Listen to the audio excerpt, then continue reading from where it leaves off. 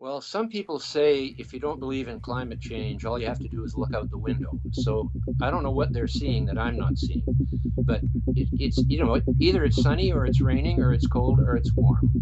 And if you think that proves that a disaster is happening in the world's climate, then you're deluding yourself because there is nothing really that radical happening. Again, they said it was the hottest year in the history of the Earth the other day, and and it's not. That's just period a lie. The whole climate alarmism, climate catastrophe is 100% untrue.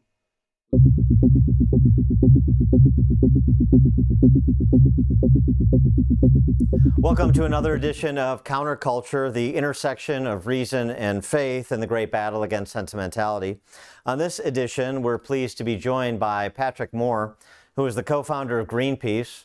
He is now the director of the CO2 Coalition, and he's also the author of the bestseller, Fake Invisible Catastrophes and Threats of Doom. Patrick Moore, thanks so much for joining us. Appreciate it. Pleasure to be with you.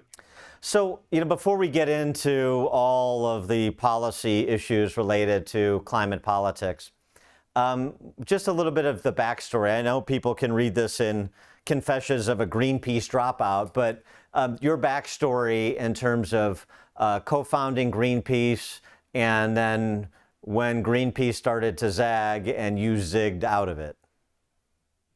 Well, I grew up in a total wilderness environment on the north end of Vancouver Island. There was no road to our little harbor, and I was living on a floating logging camp for the first years of my life. But eventually I got sent away to boarding school in the big city of Vancouver and discovered life science. And I'd been in nature as a child and didn't realize how much that had affected my appreciation for the forests and the ocean and the tide flats and the trees and all the rest of it. And I decided to go into a biology situation at the university. I did a master's in biology and forestry. And then I entered a PhD in ecology. And I was one of the very first ecology PhDs in Canada. While I was doing that, I found out about a small group of people who were beginning to meet in the Unitarian Church basement to plan a protest voyage against U.S. hydrogen bomb testing in Alaska.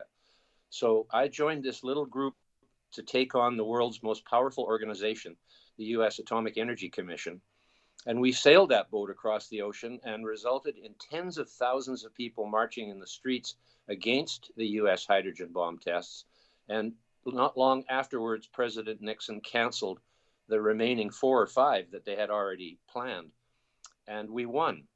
We went on to campaign against French atmospheric nuclear testing in the South Pacific, again taking boats to the scene of the crime and getting on TV around the world, going to the UN Stockholm Conference on the Environment, the first one in '72. And we won that one too. It took 2 years to do that. And then we were approached by a fellow who was working with the first captive orca whale in Vancouver Aquarium, who had learned through his study of whales that there were 30,000 whales being killed every year out in the middle of the Pacific Ocean by Russian and Japanese whalers, and no one even knew about it. And so he came to us and said, "You guys are the only ones who know how to go in boats, and everybody else is just marching down the street with a picket sign."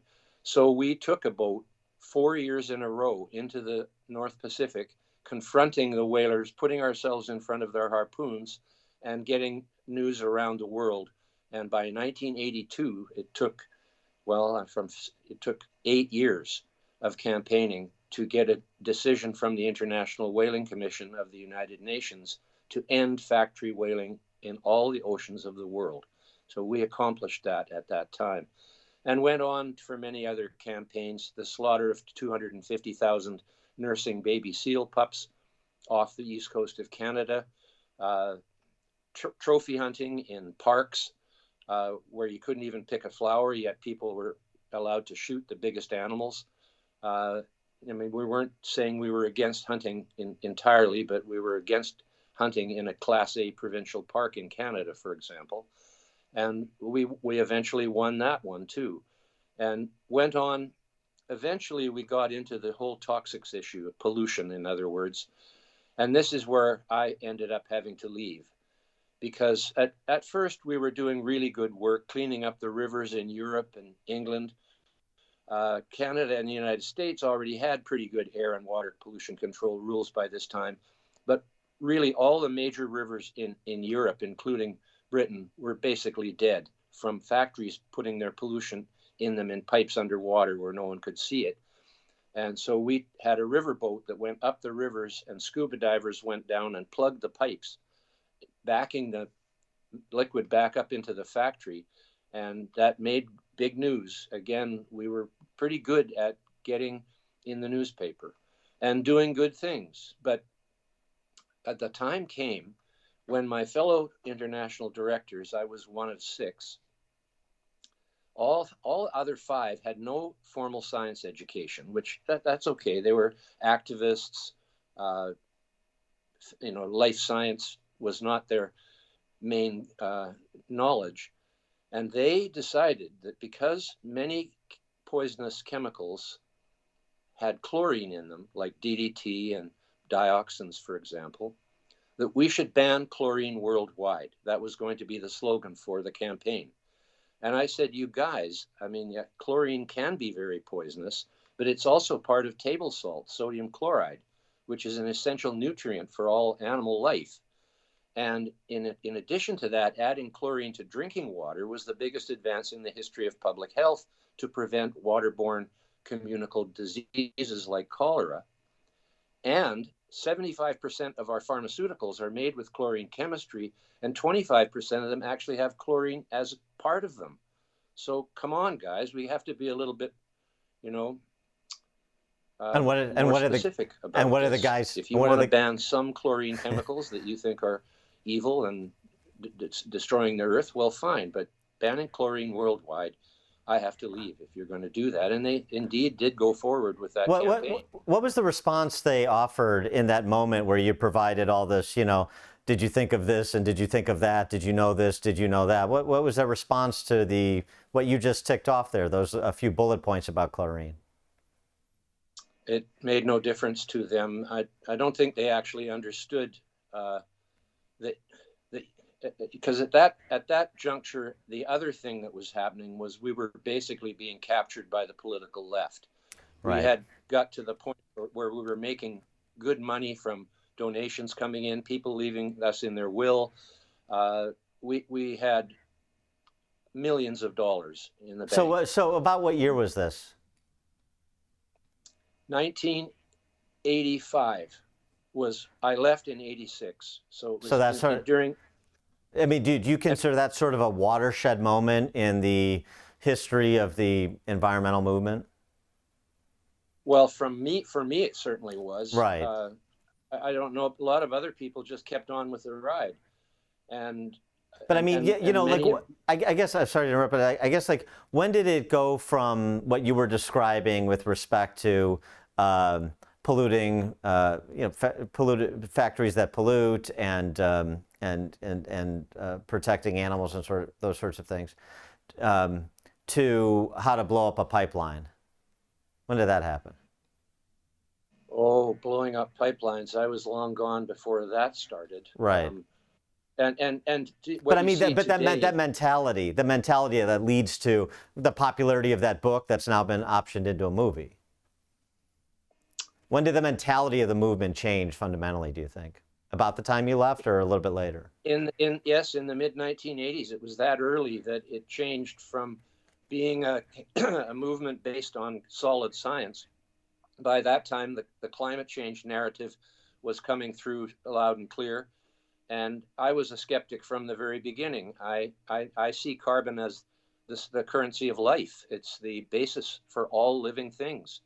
And to say that, it's true that there are, just like with chlorine, there are chemicals that have carbon in them that are poisonous, and we should avoid them. But most of the whole carbon cycle, there's a reason why organic chemistry is the chemistry of carbon, because it's the chemistry of life. All the other elements are called inorganic chemistry. So carbon has a special place in the periodic table of elements, which are 93, I believe. And it's the most important one. Otherwise, there wouldn't be any life. There's no other atom, no other chemical or element which life could be made from than carbon. It has special attributes that make it able to attach to so many different formulas and complexities. If you look at wood, for example, I ask kids when I go to high schools to talk about environment, what is wood made out of? None of them ever know the answer. They're not taught that. And wood is one of the most important materials in the world. It is the most important renewable material in the world. And they don't know what it is made out of. It's made out of carbon dioxide and water. One is a liquid and the other one is a gas.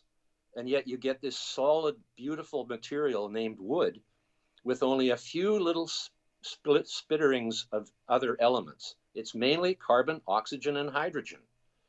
And that's what people need to know, these things. The whole idea that there is a climate emergency or a climate crisis is purely political. It has nothing to do with reality. You cannot. Go ahead.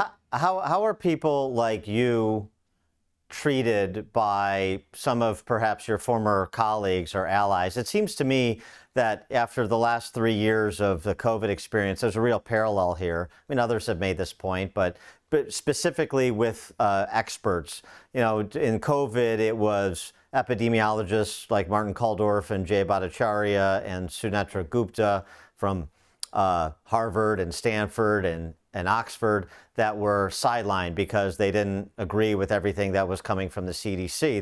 They're silenced. There was a concerted effort to silence them. There's litigation associated with that before federal courts now. It seems to me that there's somewhat of a similar parallel with respect to what you have to say, maybe what Bjorn Lomborg has to say, maybe what Michael Schellenberger has to say now. Is that happening, or what's your experience with people who disagree with you but who have no more expertise than you? Well, it's usually just insults, personal insults. They don't have much to say. I mean, one thing I tell people is anybody who calls CO2 or carbon dioxide carbon pollution or carbon, don't listen to them. No scientist or anybody with any knowledge of science would call carbon dioxide carbon. Carbon's a completely different thing from carbon dioxide.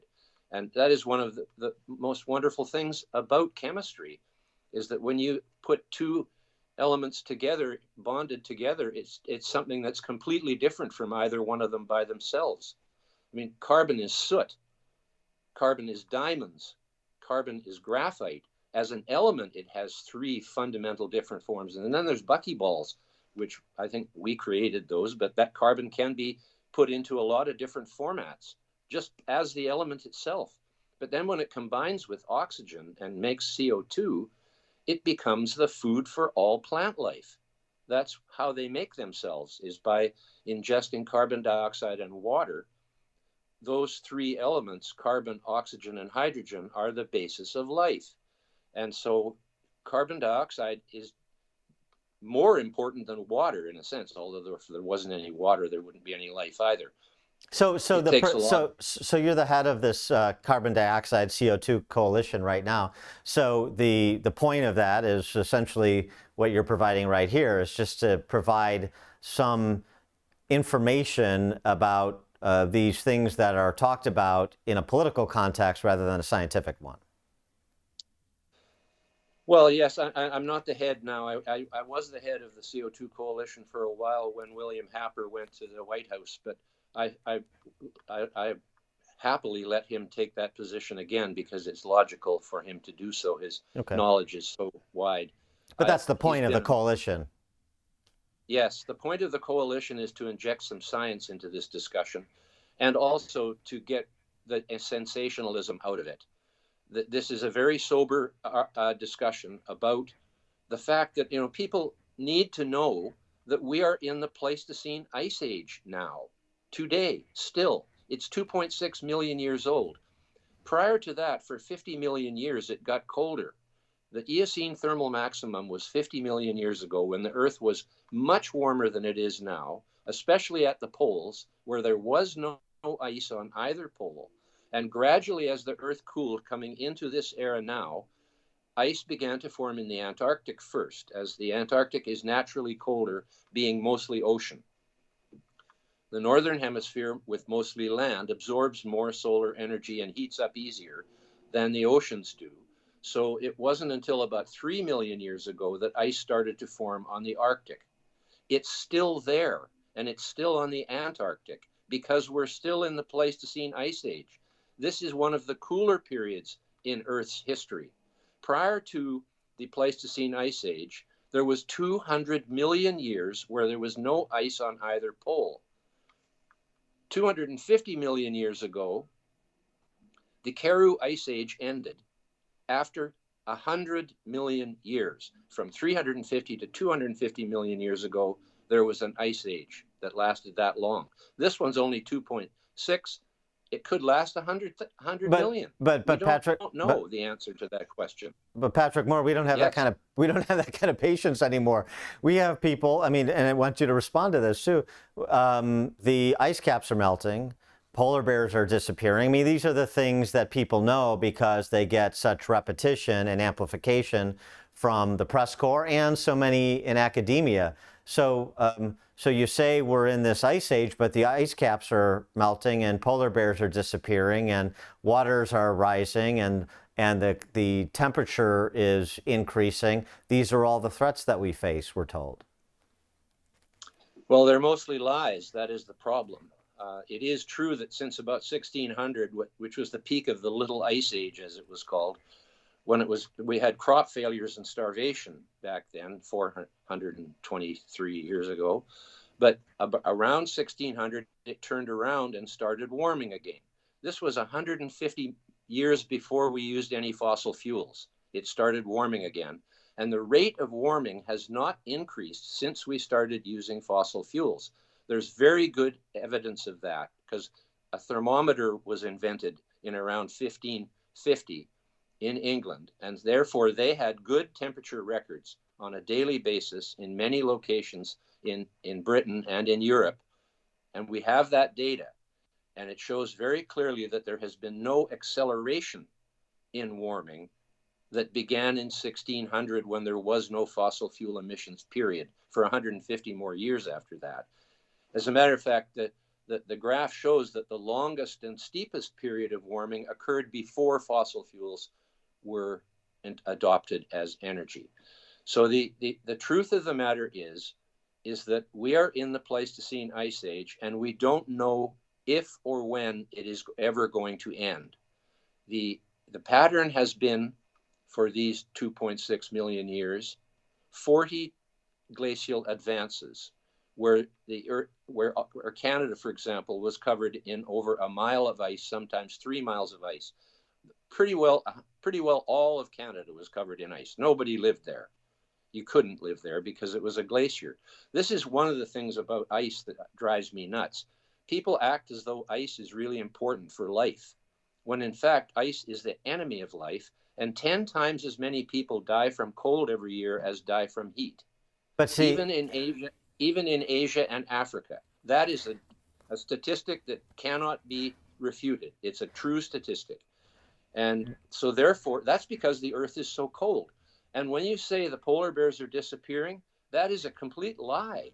How many people know that in 1973, on the advice of polar bear scientists, all the countries that have polar regions, Russia, United States, Sweden, Norway, Denmark has Greenland, and all those countries signed a treaty, an international treaty in 1973 to end the unrestricted hunting of polar bears. They never tell you about that. I speak to audiences of highly educated people, 500 people in a room, and I ask them, how many of you heard of the treaty that was signed to end the unrestricted hunting of polar bears? And you're lucky to get one hand going up. right? Now, since then, when the estimate was between 6 and 8,000 polar bears, the estimate today is between 30 and 50,000 polar bears. The polar bears are doing just fine, but they show you a picture of one swimming in the ocean as if it's going to drown. Their Well, sure. nickname is sea bear, is their nickname. They don't jump in the ocean not knowing where they're going. They Well, know I mean, where they're going. right. And it takes one straw and one nostril of a tortoise to initiate a ban on plastic the world over too. But you're not up against the experts. Who you're really up against is the kids. The UN Committee on the Rights of Children, a new report. It is children rather than adults that possess the kind of wisdom necessary to tackle the problems facing the planet. It calls for the legal affirmation and validation of the authority of children. Quoting the report, children's demands for urgent and decisive measures to tackle global environmental harm should be realized. Greta Thunberg is who, and others of her ilk, are the ones who we should listen to, not Patrick Moore and people that, have a background in ecology and climate science. No, you shouldn't be listening to old people. That's for sure. Right. The teenagers are going to save us. Yeah. Yeah. The idea that children should be running the world, there's a reason why they don't have control of the planet. Yet. And it's because they haven't learned enough and had enough experience until they're quite a bit older. And I mean, I went through it myself. I mean, I didn't expect to run the world when I was 12 years old, but I did have a lot of thoughts of my own. I was top of my class most of the time, and yeah, but the UN wasn't codifying your academic success at 12 into global policy. I guess that's the difference. And I mean, sort of having fun, but I mean, seriously, when you have these world government organizations that are saying effectively, don't listen to the Patrick Moores of the world, listen to the Greta Thunbergs, who are just in the business of shaming adults for whatever we're not doing according to her. I mean, what's the play there other than a sentimental one, I guess, for the purpose of advancing, as you were talking before, their political position for the purpose of what? Well, it's because they are portrayed as the ones who will be the victims of what we old people are doing and have done. It's a guilt trip, and but they're completely misguided. Of course, the fact of the matter is there are going on 8 billion people in this world who are surviving every day. And it's not as if there's mass death occurring somewhere. As a matter of fact, there used to be a lot of that in the Dark Ages and in the Little Ice Age. There were starvations, a lot of them. And then the pogroms that have happened through war, the Chinese killed 200 million people or something in the period of the last century. I forget what the number is, but it's large like that. And millions of people have been murdered in war. And so this is a very good time in history, except for the Russian-Ukraine affair, which I just couldn't believe that actually happened. But it was because a weak president came into power in the United States and also many in Europe. And the Russians saw their opportunity to take that very fertile part of the world. Well, the access. Yeah, and I mean, it just to the marine. Right. The parallels to COVID though just strike me here, and of course I'm sort of leading you down this path to ask: are we going to see efforts by governments to do some of the things with respect to climate change? Use that as the predicate to do some of the things they did during COVID, and so we have the sort of silencing of dissenting voices that are equally credentialed, equally knowledgeable. We have the heartstrings pulling, like we saw during COVID. Yes, there were a lot of sad stories. Anytime there's that much sickness and death, there are sad stories. But there was a lot of disingenuous heartstring pulling for the purpose of not having to address questions. That's the kind of heartstring pulling I'm talking about. And then we have models that predict horrible things if we don't listen to the experts who silence their critics. Let me give you an example. According to experts in your home country, 1/8 of the current global population will die due to climate change if global warming reaches or exceeds 3.6 degrees Fahrenheit by 2100. This is a billion people, they're saying, will die from global climate change if it exceeds 3.6 degrees Fahrenheit by the year 2100. And this is very reminiscent of the Imperial College of London model, done in a laboratory, essentially, not testing, but a computer lab, that predicted, if you don't do these mitigations and lockdown policies, then in America, for example, we were going to see 2.3 million people die of COVID.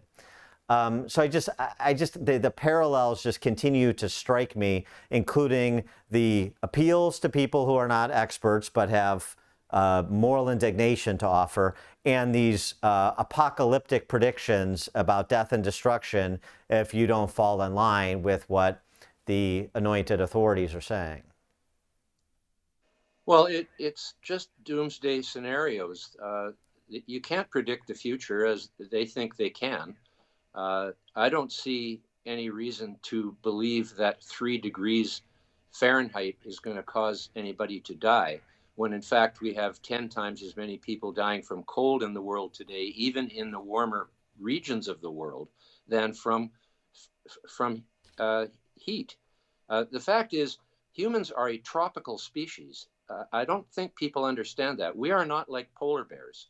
Right. We don't live on the ice. We came from the equator. That's where we evolved. That's where apes evolved. And we are a descendant of those. So we can live in the warmest climates in the world without any difficulty, especially seeing as though we have air conditioning these days. But we also have fire. We also have fire, shelter, and clothing, which is the only reason we were able to come out of Africa, because we cannot live even in the subtropical areas without those amenities. We would die. A human being dies of hypothermia when naked in the shade at 20 degrees Celsius, which we consider to be almost room temperature. But our bodies are 36 degrees Celsius inside. And therefore, we're much more vulnerable to cold than we are to heat. It doesn't get 36 all that often. And that's equivalent to inside our bodies. And then you can get in the shade at 36 degrees and you can survive. But you can't survive at 10 degrees Celsius in the shade if you don't have a form of heat, like fire. It was because of the invention of the ability to control fire and the ability to make clothing from animal skins and the ability to build structures from wood and stone, to live inside and build a fire in there to keep you warm. That's the only reason we were able to come out of Africa and conquer the whole world's environments, except there's not a heck of a lot of people living on the ice sheets, even today.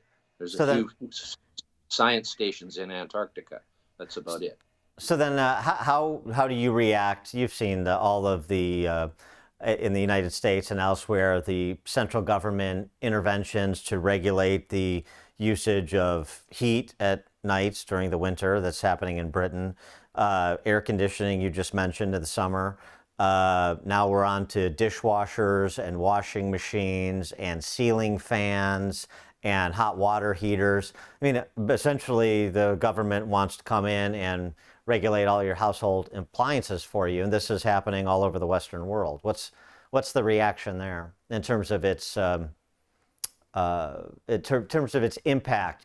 It's always measuring what they say they're doing versus what it actually is doing, and so they say this will help, mitigate climate change. Is that something that's credible?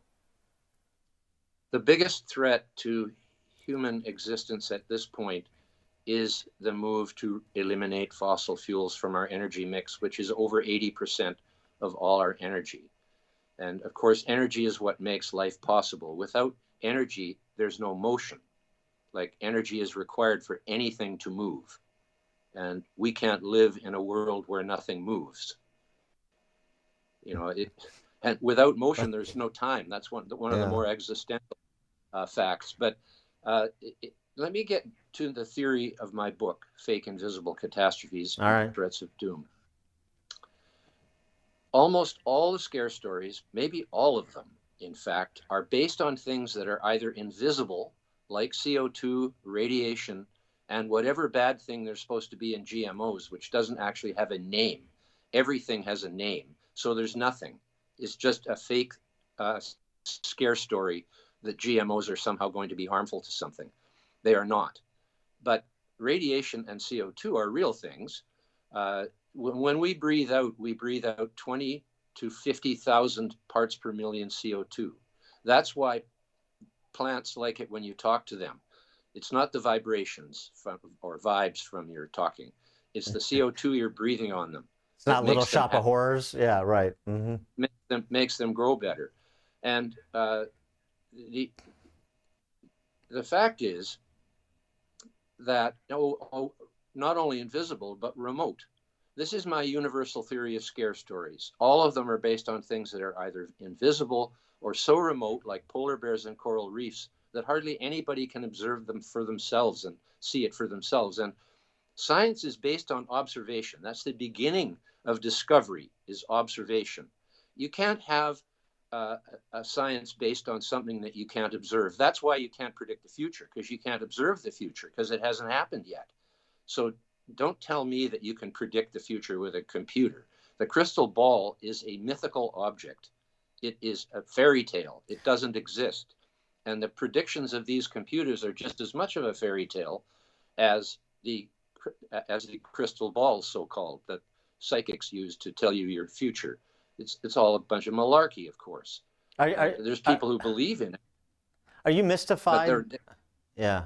Are you mystified by the ability of the alarmists to essentially argue that photosynthesis is the greatest threat facing Western civilization? I mean, that's essentially what they're arguing, aren't they? Well, I don't think I don't think they have any sense whatsoever about what they're talking about. They don't even admit the fact that fossil fuels are made from life. All of the carbon in the fossil fuels came from the air and the sea in the first place. We're just putting it back, a small amount of it, in fact.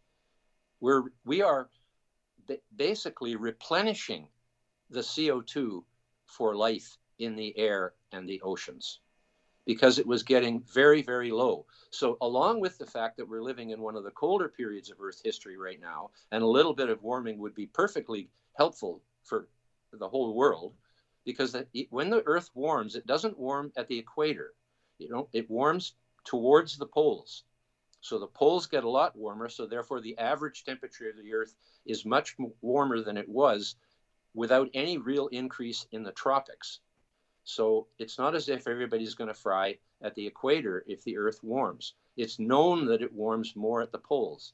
And that for most of Earth's history, there was no ice on either pole. And people talk about ice as if it's some really important thing. It is for some of the species that have evolved to live on it, like penguins and polar bears, but that's a pretty short list of species that live on ice.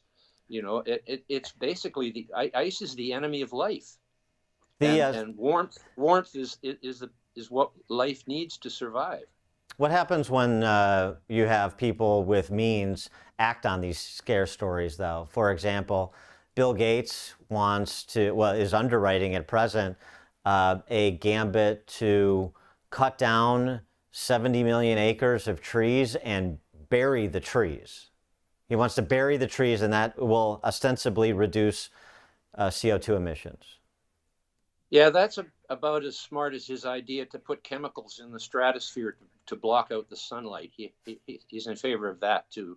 No one's ever going to let him do that, I don't believe. 10,000 square miles of forest is what 70 million acres is. And he wants to cut the trees down and bury them underground for good and cover them up with some sheet of metal or something so they can't get out. Well, in 10 million years, they will turn into coal, and then someone will dig them up and use them. Right. He is actually a laughingstock as far as I can see. I mean, another COVID parallel. He was, center stage on the last 3 years on that issue as well. Yes, and he couldn't even keep a good wife. So there's something wrong with the guy. But he has all this money, and he's going to spend. He's now got $6 million in the kitty to go to support this program. He's not running the program; it's another company starting in K. Well, but yeah, he's totally supportive of it. He's funding it. Well, and so's the I mean, here's the key too. This is sort of the subtext, but so's the federal government because of the carbon tax offset tax credits, the offsets he gets to invest in projects like this. I mean, that's sort of the Biden backdoor Green New Deal, quote unquote, Inflation Reduction Act. Those are the sorts of things the federal government is effectively subsidizing. Exactly. So I mentioned the polar bears have grown in their population dramatically since the treaty to stop killing them unrestricted. The same thing is true of the coral reef. In 2016, a story came out that 93% of the Great Barrier Reef was dead or dying. And of course, they use the word dying as if it's going to be dead. But dying doesn't mean dead. We're all dying every day because we're not going to live forever. So the truth of the matter is, and after 3 years of this propaganda about the coral reef dying, they had to finally admit that in the 38 years they've been measuring the extent of the living coral, it is the highest it's ever been right now. So they're not dying. And the other thing is the Great Barrier Reef is not the warmest ocean in the world. The warmest ocean in the world is in Indonesia, and it's called the Coral Triangle for a reason, because it has the highest biodiversity of coral, more than 600 species, plus more than 2,000 reef fish. It is the most biodiverse area of the marine environment on the whole Earth, and yet it's the warmest ocean in the world. So the truth is, if the ocean's warm, coral will spread more widely than it is now, because it likes a warm ocean. And we know, for example, the Caribbean, which is the second warmest ocean in the world, because it's protected from cold water from north and south, just like Indonesia is. That's why they're the warmest. In the last 50 million years, half the species of coral in the Caribbean have disappeared because it's not warm enough for them. So the world has been much warmer in the past. And when you think about it, every living thing today, every fly, every human, every wasp, every mammal, every fish, is the result of an uninterrupted procreation since the beginning of life. Yeah, the problem is the wasps that live in the suburbs around major urban centers. That's the problem here. And but here's the thing,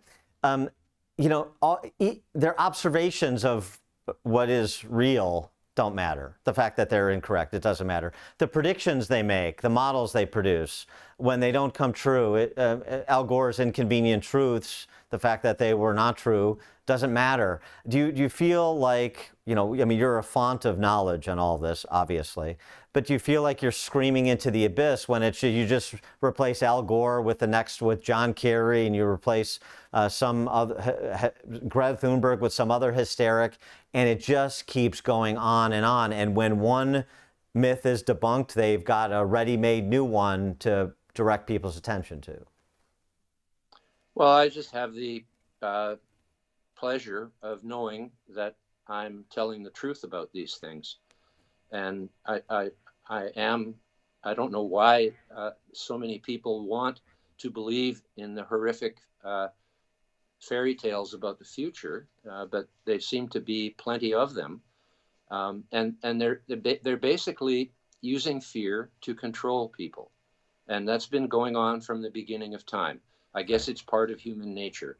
And I'm just not part of that game. There's this Theodore Dalrymple, who is a retired prison psychiatrist in England. He writes for City Journal. He's written a bunch of books. Brilliant guy. But he talked about this during COVID too, because it's applicable here. All these COVID parallels I keep referencing. And there's this idea of frisson, which is the idea that you're overcoming something that really isn't a threat. but it's easy to grab onto. If you make it a threat and it's easy to overcome, then you feel like you're doing something important and you're part of something important, and really the risk is minimal. So you sort of delude yourself into how serious the risk really is, because the psychological payoff is together we banded together and we overcame climate change, or we survived COVID, for example, even though we're healthy 25-year-olds. And you get a psychic benefit from having felt like you accomplished something important. I don't know. One theory. I guess so. I don't understand human psychology. That's just not part of my of my training. I'm a scientist. I stick to the facts. I look for the answers. When I see a situation, I do what I call mentally walk around it and look at it from all the different angles there are to look at it from, instead of just looking at it from one angle. And the discovery, science is a process of discovery. When people say the science, you know they're not talking about science, because there isn't a thing as the science. There is the scientific method. And the scientific method is a procedure where first you observe something, and then you observe it again and again and again from different angles, from different perspectives, to make sure that you're seeing what you're seeing. And then that's called replication after observation. And then you tell people, look, I found this thing that I think is real, and I've looked at it over and over. And you put it out into the public, into other scientists, to see if they can demonstrate that what you're saying is right. And that is called verification. And then you have a theory. It's as simple as that. But the way people are talking now has nothing to do with that process. So the science has never settled. No, but well, to some extent it is. Yes, E equals MC squared is pretty settled, and so is how big the Earth is in circumference, and things like that. But I guess we know maybe what the power of the sun is. Right. I guess maybe a better way to say it is that nothing should ever be off limits to challenge. If you want to challenge E equals MC squared, go ahead and come up with a theory about it. But you know, it's good. Exactly, and good luck to you. Yeah, good luck. Good luck to you. But you're liable to be beating your head against a wall. Right. On that one. Right. But I mean, the people that want to close off questioning about a particular phenomena or a particular scientific result or a particular medical procedure, it seems to me in everything, especially politics, nothing and no one should be beyond reproach. Yes, that's true. Absolutely. I mean, that's why it's very frustrating to just get insults from people about what you're saying and what you believe to be true, which I do believe it is true. Just all you have to do is look at the fact that they will not recognize that we're in an ice age, right? That's why there's ice, and they're behaving as though the ice is something good that would be good for life. It isn't. It made relatively dead zones with regard to life. There's penguins and polar bears and a few birds. All of them depend on the sea for their existence. There's nothing growing on the ice, right? Absolutely nothing. And when the ice retreats in the Arctic in the summer, where there's 6 months of 24/7 day sunlight, so that's why it retreats in the summer. And those are the pictures they show you is when it's at its smallest. Every single spring into March of the year, when it's at its maximum, the entire Arctic Ocean is frozen. There isn't a square inch of it that isn't. And it even extends out into the Bering Sea and out into the whole of Hudson Bay freezes over. It's not even in the Arctic. It's below the Arctic Circle.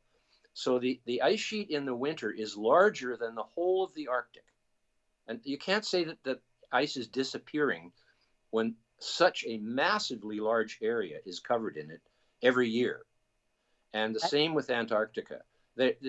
Today, they are actually fabricating things, absolutely fantasy. They're saying it was the hottest year in the history of the Earth. Oh, yeah. In the history of the Earth, when the Earth formed, it was a ball of lava, molten rock, and in the 1930s, it was warmer than it is now. That is a fact. The dirty 30s were a tough time for farmers. There was a lot of crop failure, droughts, and high temperatures. The record is there for anybody who wants to see it. I've put it out many times, and it's true that, in the 1930s, there were more days over 100 degrees in many of those years than there has been in any recent time. It's just a fact. And against this backdrop, you have organizations like the C40 Cities Climate Leadership Group. This is the biggest cities in America. Austin, Texas, Boston, Chicago, Houston, LA, Miami, New Orleans, New York, Philly, Phoenix, Portland. They're all members, so effectively their mayors are representatives of the cities in this Cities Climate Leadership Group. They have an ambitious target by 2030 of no meat, no dairy, no private vehicles, and only 3 new clothing items per person per year, plus 1 short flight every 3 years. Now, somebody hears that and they say, come on. Most common sense people say, come on. And yeah, that's probably not going to happen. Maybe a lot of these mayors don't even know this is the stated goal of this organization. It's being run by somebody like Greta Thunberg. I don't know. But the point is the mindset. Whether it's going to happen or not going to happen, whether it'll even be efforted or not, it's the idea that they're going to put something as absurd as that out, and they're going to be patient in walking down that path at whatever pace they're allowed to towards this sort of control over people's lives, the minutia. And, you say it's ridiculous, so people tend to want to believe this is ridiculous, but then did you ever think that your ceiling fan was going to be regulated by the federal government? Or, the amount of water in your toilet tank? I mean, I don't want to overstate it, but I don't want to be Pollyannish either. Well, on the one hand, we should seek efficiencies, sure, as long as it doesn't kill us, but or make life miserable. I don't see any reason for purposely making life miserable. I just wish that all the people who say there's too many people and we're using too much stuff would just adopt that lifestyle for themselves or go away. If they don't have to stay here if they think it's horrible.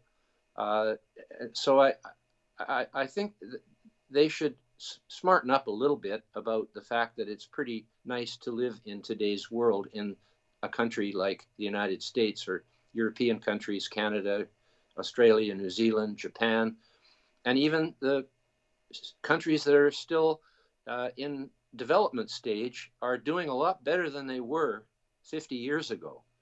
So I guess the word better might be disputed there, but it seems to me that maybe people just have too much time on their hand these days because everything is mechanical and done electronically, and we don't have to work as hard as people did when 80% of the people were toiling in fields to grow enough food for the few people that lived in the manor with the king or lord or whatever.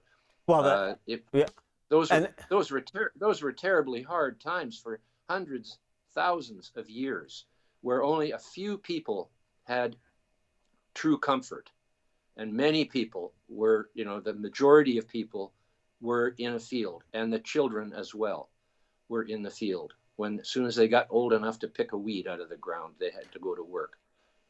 Well, and the West has just made this a money grab. We just concluded this summit in Africa where the African nations are essentially calling for carbon reparations from the first world, from the developing world. And of course, John Kerry and other representatives of Western governments are saying you're absolutely right. Because, look, we're going to subsidize Bill Gates to bury 70 million acres of trees. Then I guess we got to pay Africa, the developing world too, because they're rattling our cages. Everybody gets paid. It's just a rent-seeking behavior, and whatever predicate you need to shake down a Western government or shake down your own government if you're in the West, then you utilize. That's a big part of it too. There's a lot of money to be made here. Or transferred. A tremendous amount of money to be mostly transferred.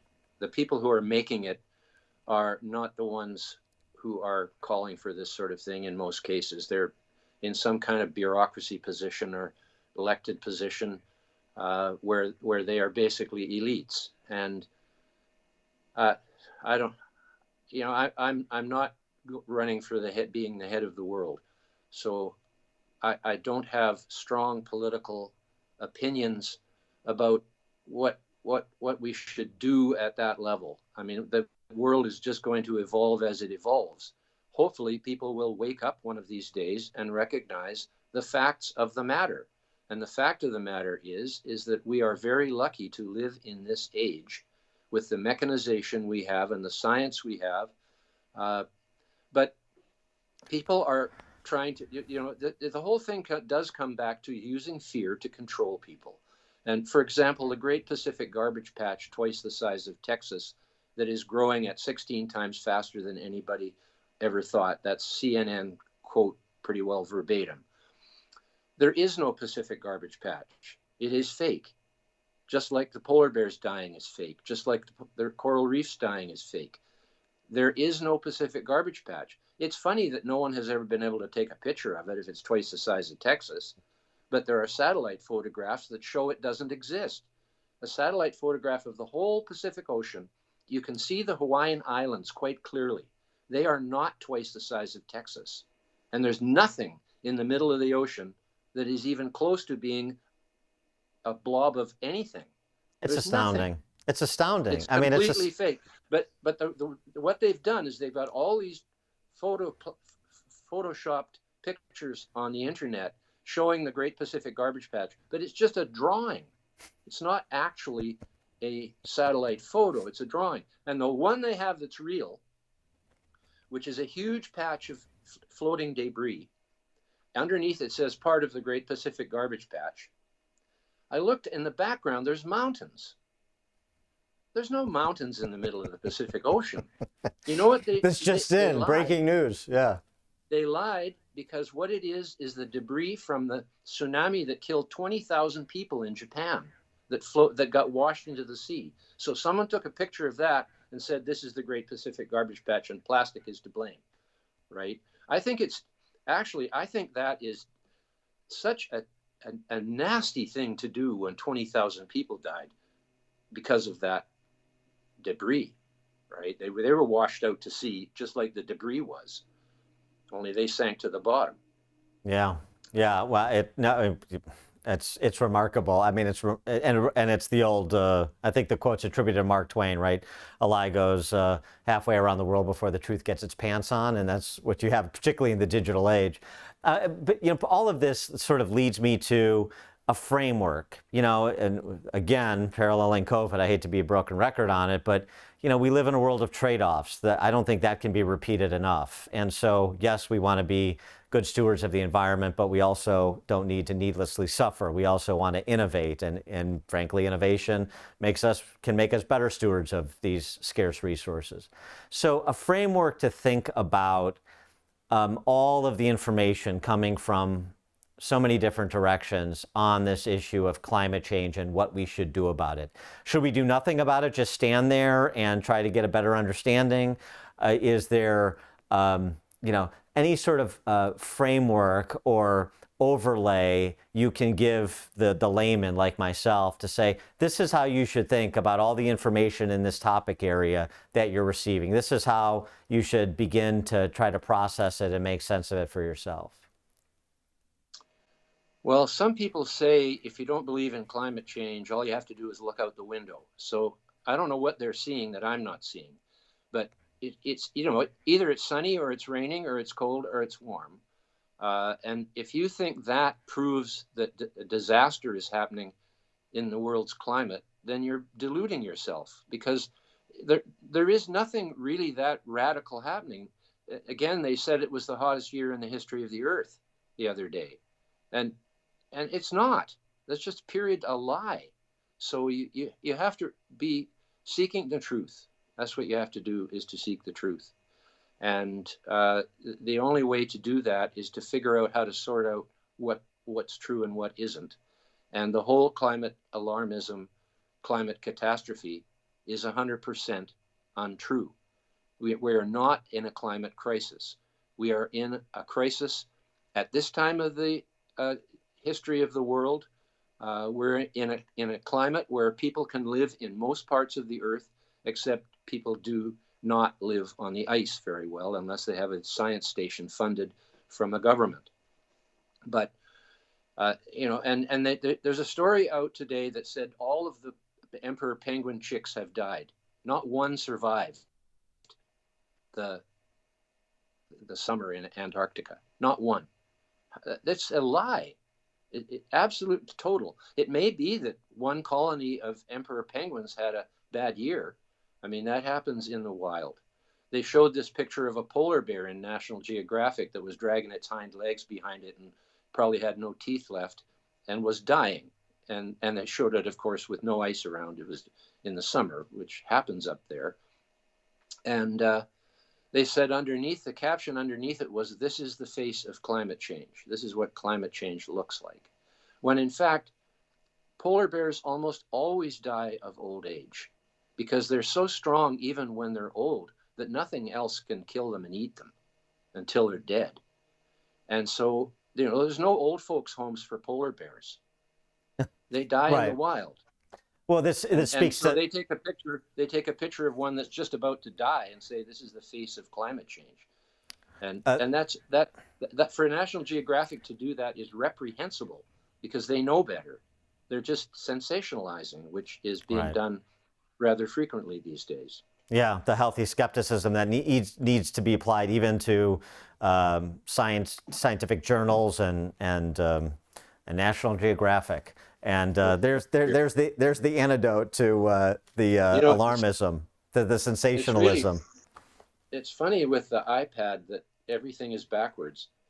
When I go this way, I should go this way.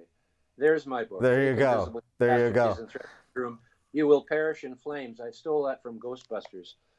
And when Mark Moranis was approaching the Rick Moranis, in Central Park was approaching the driver of one of those big coaches with the horses with blinders on, and he runs up to the horse and said, "Are you the gozer? Are you the death man?" And then looks up at the driver and says, "You will perish in flames." And so that's what these people are saying. It's as if the whole earth is going to just ignite into a giant bonfire, when in fact the earth is colder now than it has been through almost all of its history. We are in an ice age. Look it up. It's called the Pleistocene. We are in the Holocene interglacial period, of which there have been 40, which means there's also been 40 glaciations in between the warmer periods. We're lucky to be living in this warmer period. It's about 10,000 years on now. Sort of was the beginning of human civilization when it got warmer coming out of the most recent glacial maximum, which was 20,000 years ago. And it took 10,000 years for all those glaciers to melt. And now what we have is the remnants of them on the poles, but there's still massive sheets of ice on both poles because we're in an ice age. Patrick Moore is the co-founder of Greenpeace, the director of the ACE director of the CO2 Coalition. You can follow him at EcoSense Now on Twitter, EcoSense Now, we'll put that up. And his book, Fake Invisible Catastrophes and Threats of Doom. Patrick Moore, thanks so much for joining us. Great Ghostbusters reference, by the way. Always appreciate a good 80s movie reference. Appreciate your time, though. This is excellent. Thank you so much. Thank you very much. Hope I can come back with you sometime. For sure, for sure. Thanks again. Please subscribe to this channel and like this video if you haven't already. It really helps us.